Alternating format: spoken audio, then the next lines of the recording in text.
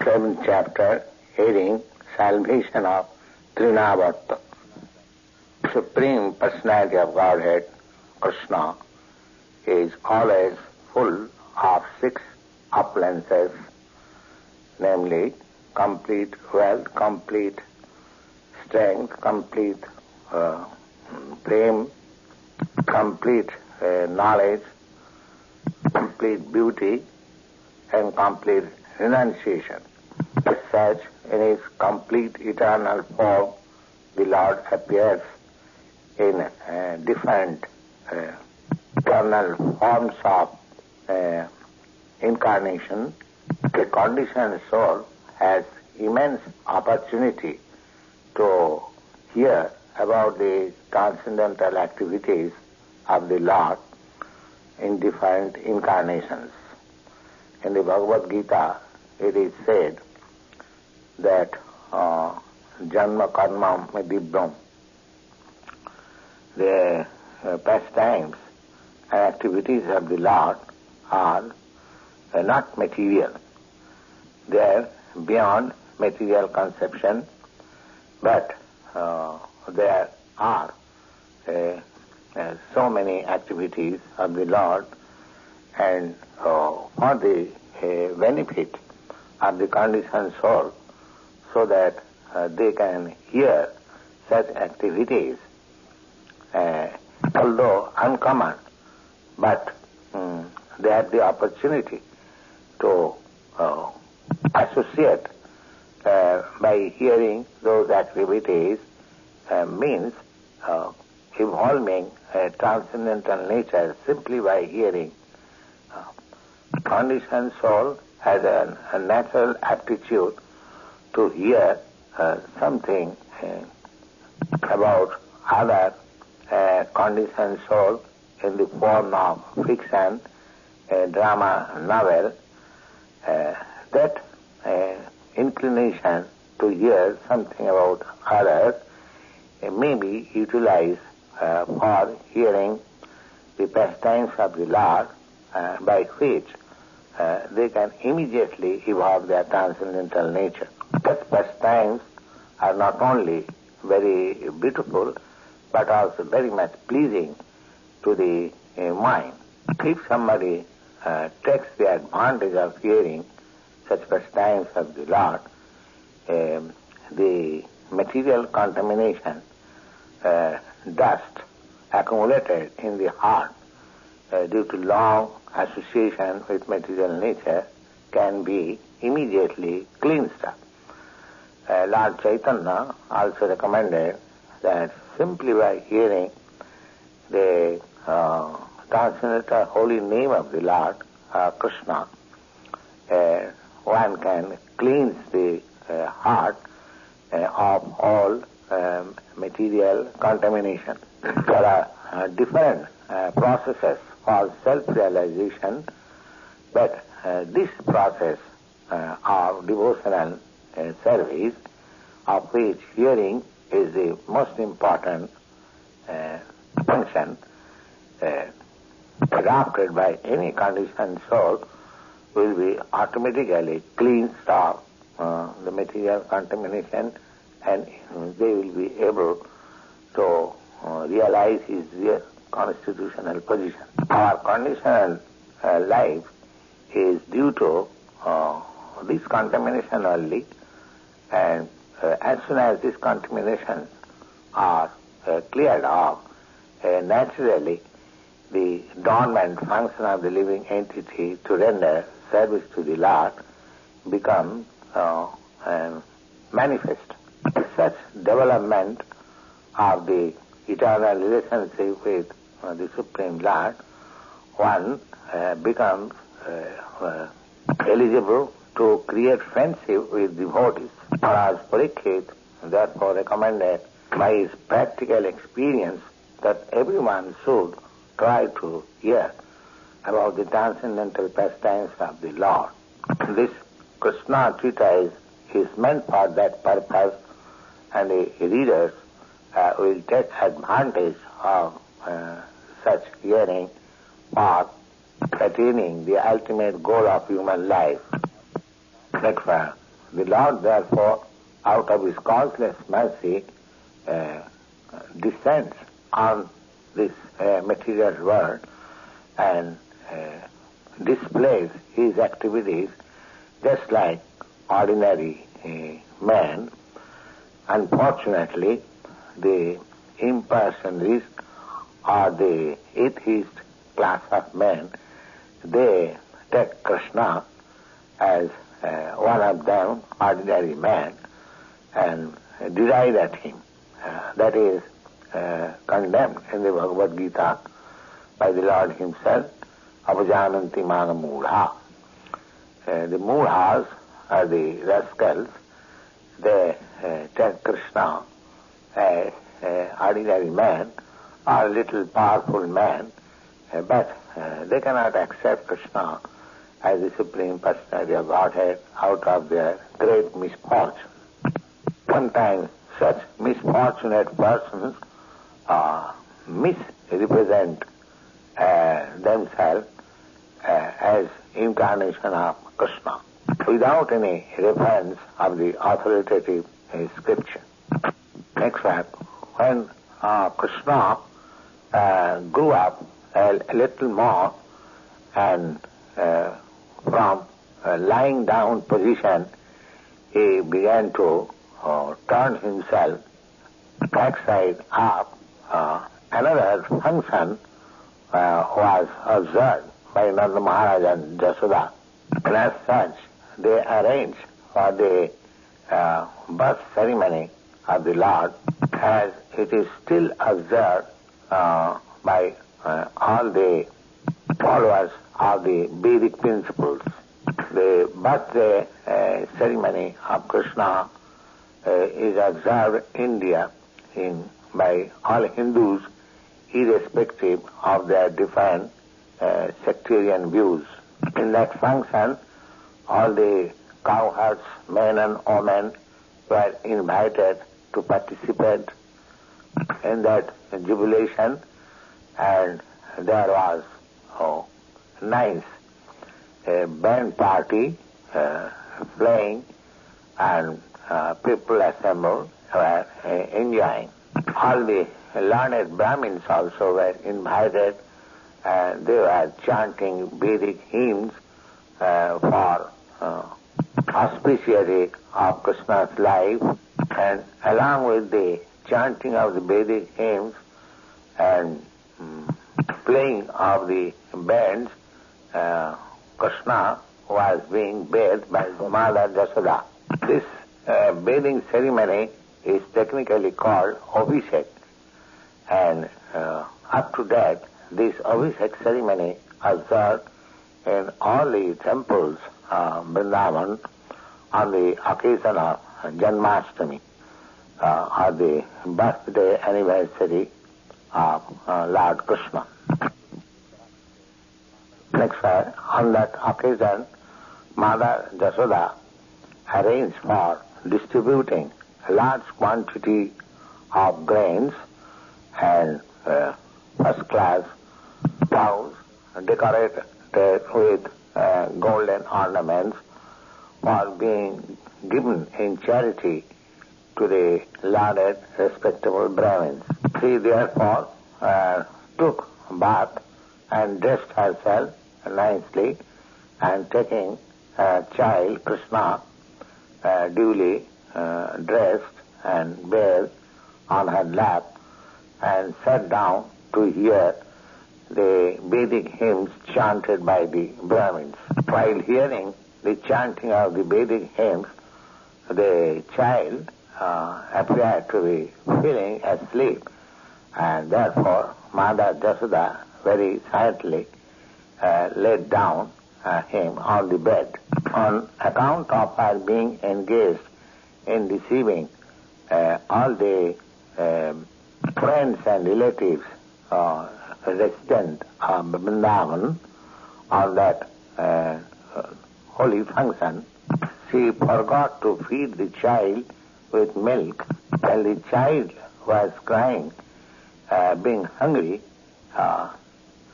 Mother Jasoda could not hear the cry on account of various kinds of noise on the occasion. The child, however, became angry on account of being hungry and mother not paying any attention to him.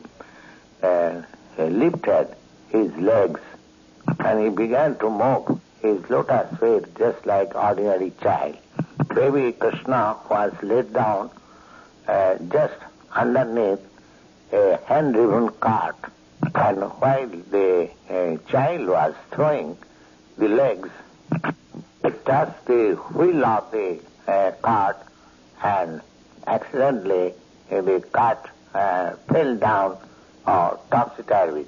Various kinds of utensils and brass, metal dishes were piled up in that hand cart, and all of them fell down with great sound. The wheel of the cart separated from the central hub, and the spokes of the wheel were all broken and scattered hither and thither. After this happening, Mother Jasoda, along with all the gopis, as well as Maharaj Nanda, along with all other cowherds men who assembled there to observe the holy function, became amazed and astonished how the cart could fall down automatically. All the men and women who were assembled in that function, all of them crowded that place and began to suggest in their own ways how the carts could fall down. And all of them could not ascertain the cause of the carts falling down. At that time, some small children were entrusted to play with baby Krishna, informed the crowd that it was Krishna who struck his leg on the wheel of the cart, and thus the cart fell down. To assure the crowd that all of them had seen their own eyes how it happened, and they strongly asserted the point. While some of them were listening to the statement of the small children, others said, how could you believe the childish statement of these children? Cowherds, men and women could not understand. The all-powerful Supreme Personality of Godhead was lying there as a baby, and he could do everything impossible. He could do possible, impossible, and impossible, possible that was in his power. While the discussion was going on, in the meantime, baby Krishna cried. Mother Jasoda, without demonstration, picked up her child on the lap and immediately called for the learned Brahmins to chant holy Vedic hymns just to counteract the action of the evil spirit. At the same time, she allowed the baby to suck her breast. It is a test. If the child sucks the mother's breast nicely, it is to be understood that he is out of all danger. After this, all the stronger cowherdsmen who were present there put the broken cart in order, and all the things scattered were set up nicely as before. Learned Brahmins thereafter began to offer oblations to the sacrificial fire with sugar, butter, and the grass known as kusha, along with water, and thus they worship the Supreme Personality of Godhead for auspicity of the child. Next paragraph. The Brahmin who were present at that time, they were all qualified because they were not envious, they never indulged in untruth, they are never proud, they are never violent, they never claimed any false prestige, and as such they are all bona fide Brahmins, and there was no reason to think that their blessings would be useless. Nanda Maharaj thus, with fond faith on the qualified Brahmins, took his child on the lap and bathed him with water mixed with various herbs, and while the Brahmins were chanting hymns from Vedas, Rik, Jaju and Shama. That's why it is said that without being a qualified Brahmin, nobody should read the mantras of the Vedas. Here is the proof that the Brahmins, who are all qualified in the Brahminical symptoms, and Maharaj Nanda had full faith in them, therefore they were allowed to perform the ritualistic ceremonies by chanting the Vedic mantras. There are many different varieties of sacrifices recommended to be performed for different purposes, but the mantras are to be chanted by qualified Brahmins. And because in this age of Kali, such qualified Brahmins are not available, all such Vedic ritualistic sacrifices are forbidden. Sri Chaitanya Mahaprabhu has therefore recommended only one kind of sacrifice in this age, known as Sankirtan Yajna, or simply chanting the Mahamantra Hare Krishna, Krishna Krishna, Hare Hare, Hare Ram, Ram Ram, Hare. As the Brahmins chanted the Vedic hymns and performed the ritualistic ceremonies for the second time, Nanda Maharaj again gave in charity huge quantity of grains and many cows to the Brahmins. All the cows which were given in charity to the Brahmins were covered with nice garment, gold embroidery works, and the horns were bedecked with golden ring. The hoofs were covered with silver plate, along with garlands of flowers. Thus, for the auspicity of his wonderful child, he gave in charity those cows, and the Brahmins in return bestowed the child with heartfelt blessings. And as it is stated above, the blessings offered by such Brahmins were never to be baffled. After these incidents, one day, Mother Jasoda, taking his baby on the lap, was patching one day, but on that day particularly, she felt the baby too heavy, and being unable to carry the baby on the lap, she unwillingly placed the baby on the ground. And after a while, she became engaged in the household affairs.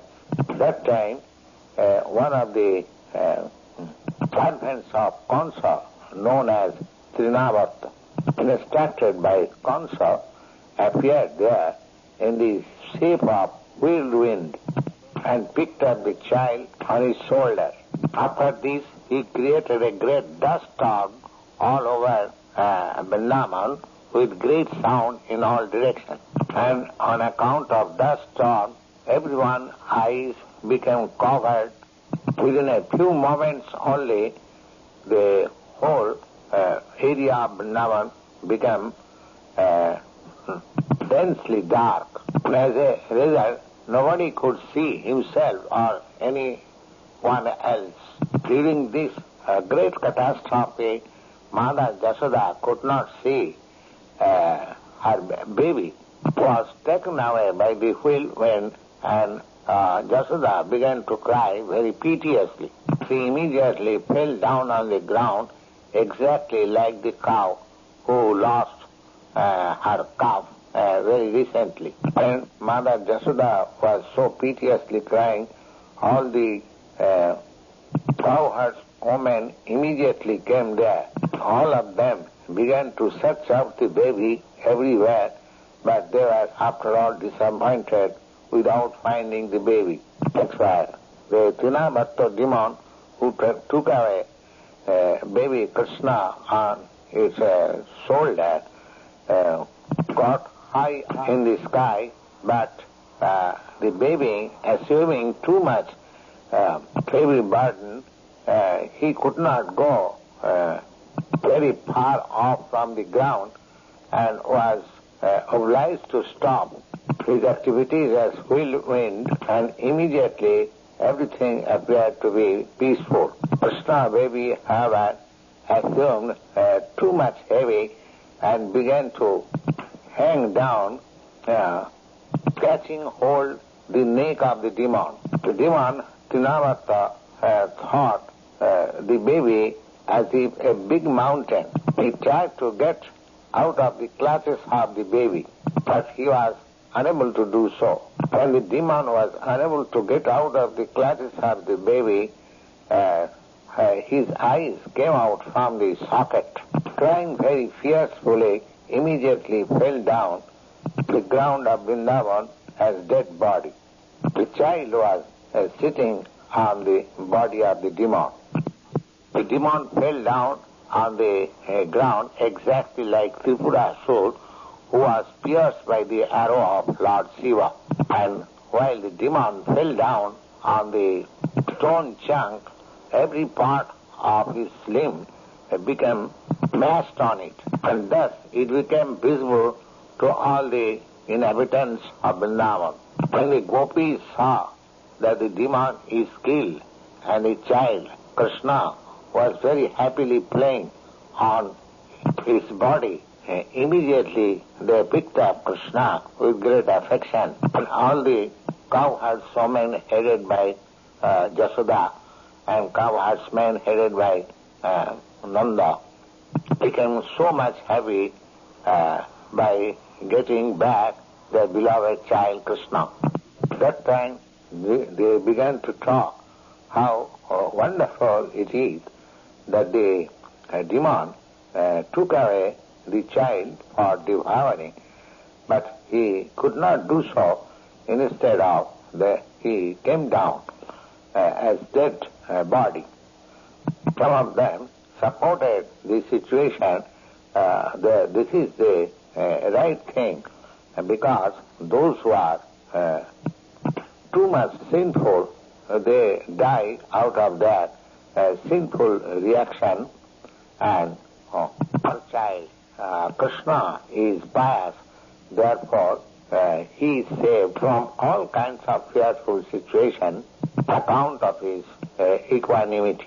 It is concluded, however, that we must have had performed great sacrifices in our previous life, worship the Supreme Personality of Godhead, or we gave in charity great wealth and thanks, distributed money in charity, acted very philanthropically for the general welfare of men. And on account of such vast activities, the child is to saved from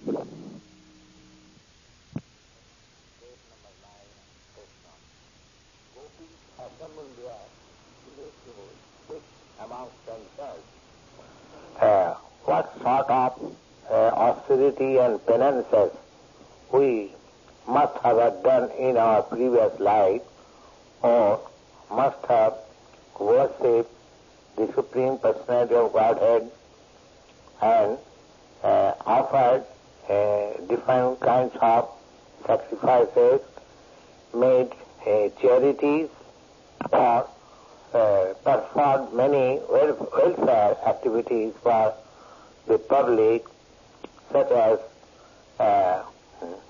pruning and banyan tree and excavating wells, so much so that as a result of such past activities, we have got again back our child, even though he was supposed to be dead. Now he has come again back to enliven his relatives. Nanda Maharaj also, after observing such wonderful happenings, began to think of the words of Vasudeva again and again.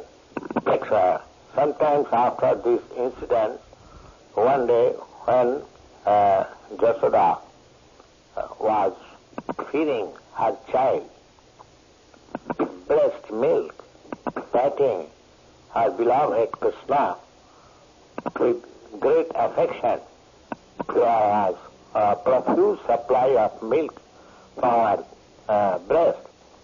And when Mother Jasoda was opening the mouth of the child by pushing her fingers through the mouth, at that time she saw the universal manifestation within the face.